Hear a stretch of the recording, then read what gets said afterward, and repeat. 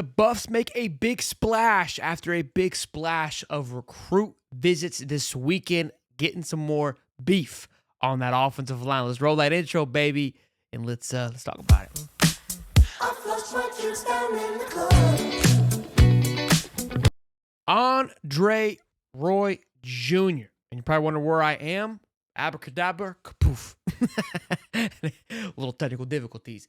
There you have it, folks. Has committed to the Buffs. Now, this makes it 72 scholarships for the Colorado Buffs, 14 of those being scholarship players being offensive linemen. Now, 85 obviously is the magical number. We've been talking about that this entire offseason, so which tells me there's going to be some more movement still yet to come for this Colorado Buffs team as they strive to get to that magical number of 85. They had a massive, whopping, just hell of 2 weekends, the past 2 weekends in regards to recruiting visits. Now, these are most recruits, but I think there were a few portal guys that were in that mix as well. We'll be having a separate video about that and who all visited and how those visits went. A lot of positive buzz when it came to recruiting. The impact that they had was great things to hear, especially because we know the approach that Coach Prime and the Buffs have taken towards recruiting. To hear this positivity is very exciting to see it come out all out. But let's talk about this addition here, okay? Andre Roy is an interesting one. You see a few stats, 2 years of eligibility left in his 400 snaps, 17 career games, only allowed 1 sack. That fires you up. Awesome things there. PFF grade wasn't the sexiest as of last year, but here's some things that should excite you. 6'6", 294, saw action in 16 games, including 7 starts at left tackle the past season. Helped block for the number 3 passing offense in the Big 12, and he started at left tackle against UConn and when the Maryland racked up 248 yards on the ground. Their most is 2020. Now, something also to note is their head coach previously coached for Alabama for quite some time. So comes from a coaching background, if you will, that obviously embodies a winning culture, winning development. So some more things there, some behind the scenes that maybe you weren't hearing from other places. But again, all great things, earning that start, a part of more of that passing style. Run block wasn't the greatest according to PFF, but as you saw, what we just went over, was part of the team that rushed for 248 yards against UConn. His UConn team wasn't anything fantastic, but most importantly, the passing perspective is what I would be looking at. Now, he played mainly left tackle. When you heard, they probably think, whoa. What about Jordan Seaton?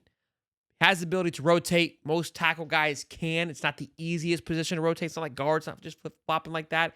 It is sometimes can be a big change, but it's not uncommon for guys to flip-flop. So, could he be a big depth piece for Jordan Seaton, which would be huge to take some burden off of him? Look, Jordan Seaton has been great, fantastic. Development has been through the roof. I think sometimes if he could rotate him in a little bit, would make him more successful. I think Andre brings that value into it. Could he rotate and be an impact on that right side? All in all, I think it's a great depth piece for Colorado. Gives them some more things to work with on this offensive line and allows them to continue to move forward on what they want to do. Protect the quarterback play, allow for them to have better run. And again, maybe more versatile. Hey, this guy's more better on pass run. We're going to utilize him for these certain occasions. Has the ability to pass block well too. Let's work on these things. Again, bring a new offensive coordinator coach or offensive line coach, excuse me, why you see some of these changes. And again, them going after certain people who they like and who appeal to them. Played in the Big Ten, played against Ohio State, played against some big dogs out there in the Big Ten. So went up against some healthy competition, some healthy trenches, if you will. I think this is a really good piece for the Buffs. Again, a project piece, not too much, but 50-50, but a piece that I would like to see work out for the Buffs and continue to monitor. Now, like I said, big weekend over the last 2 weekends with recruiting. Also, it's minicamp, so a lot of hype and a lot of excitement going on with Shador and Shiloh and Travis. The Jacksonville natives, I'm telling you, we are having a blast with Travis Hunter.